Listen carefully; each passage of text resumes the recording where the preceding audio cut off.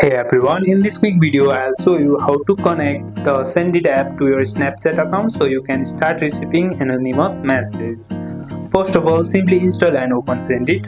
If you have Android phone, simply download it from the Google Play Store. If you have iPhone, simply download it from App Store. After you have downloaded it, simply open it and make sure to sign in. At the process of signing in, you at the process of signing in Sendit will ask you to log in with Snapchat. Tap the Snapchat login button and it will redirect you to the Snapchat app for authorization. Tap continue to allow access. As you can see, I have already logged into my or added to my Snapchat to Sendit. Now, step 4 is to post on Snapchat. Tap open in Snapchat to add the sticker to your snap. Customize your snap, post it to your story, and your friends can reply you anonymously. As you can see, here is the option called share. Now, as you can see, you can